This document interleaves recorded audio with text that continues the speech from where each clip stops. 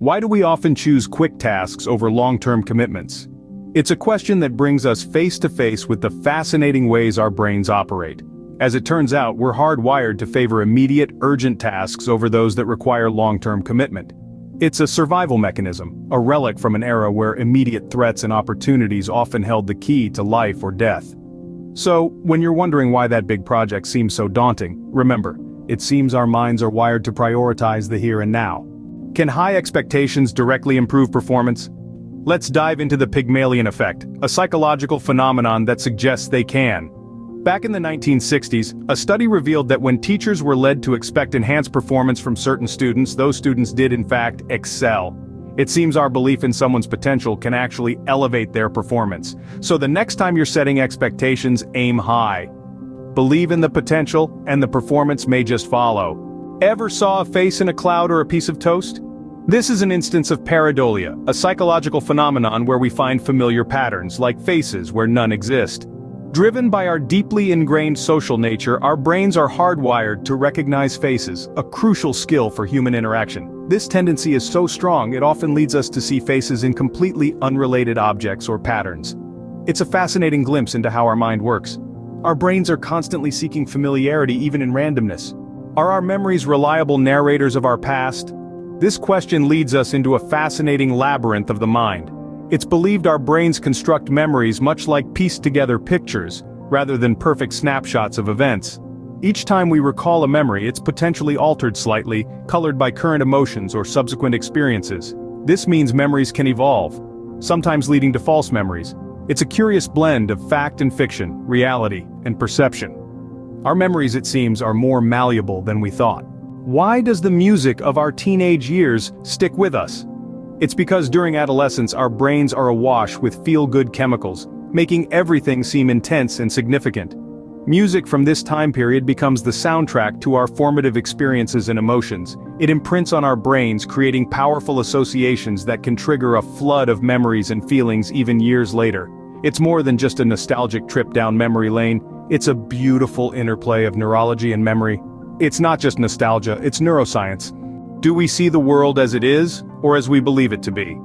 That's the question at the heart of confirmation bias. It's the human tendency to interpret new information in a way that confirms our pre-existing beliefs.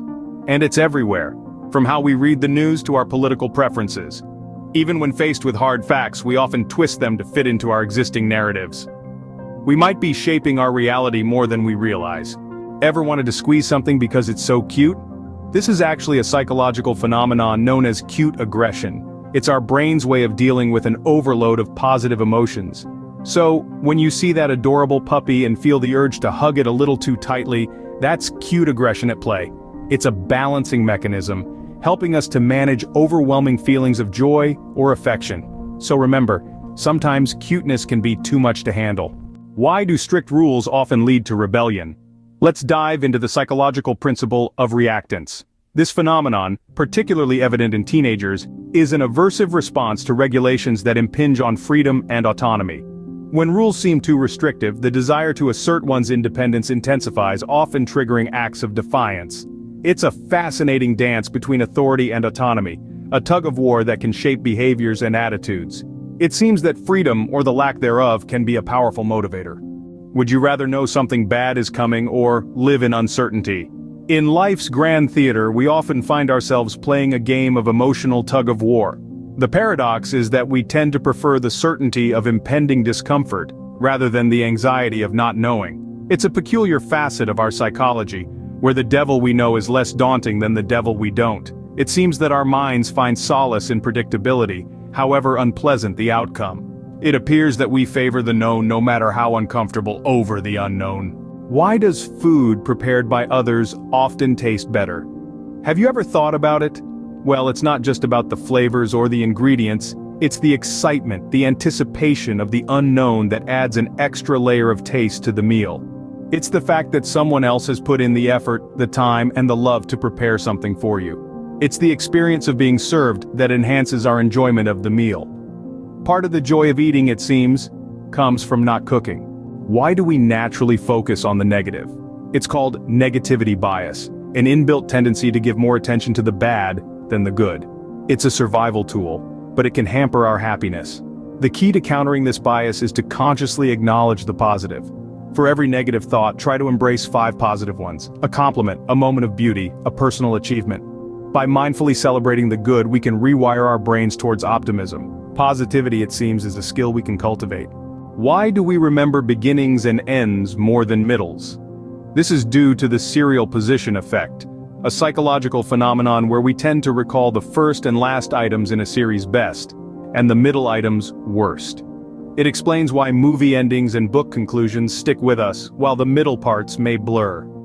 This quirk of memory has profound implications for our understanding of human cognition and how we process information. Our memories favor bookends over the middle. Why do we care more about individuals than massive tragedies? It's all about personal connection. Our emotional brain is drawn towards empathy, to the tangible, the specific. When we form a bond, even with a stranger's story, we feel a compelling urge to help, to make a difference. It's more manageable, more real. In contrast, statistics of large-scale tragedies can feel overwhelming, abstract, and impersonal. So it's no surprise that one person's story can move us more than 1,000 statistics. Why do we yawn when others yawn? That's the intriguing question we're tackling next. You might think yawning is just about boredom or fatigue, but it's a bit more complex. Contagious yawning, the phenomenon where seeing, hearing, or even just thinking about yawning can cause you to do the same, is actually tied to empathy and social bonding. Studies suggest that it's our brain's subtle way of synchronizing with others.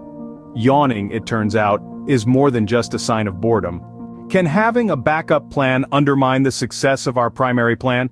It seems counterintuitive, doesn't it? But let's dive into the realm of expectancy theory. This psychological principle suggests that our performance is directly linked to our expectation of the outcome. So, when we create a backup plan, we inadvertently signal to our subconscious that our primary plan might fail. This can lead to a decrease in our focus, effort, and overall commitment to the primary plan. It's like a self-fulfilling prophecy. We prepare for failure, and thus, we might unknowingly steer ourselves towards it. However, this doesn't mean we should throw caution to the wind and abandon all backup plans. They can be valuable safety nets, but it's crucial to approach them with the right mindset.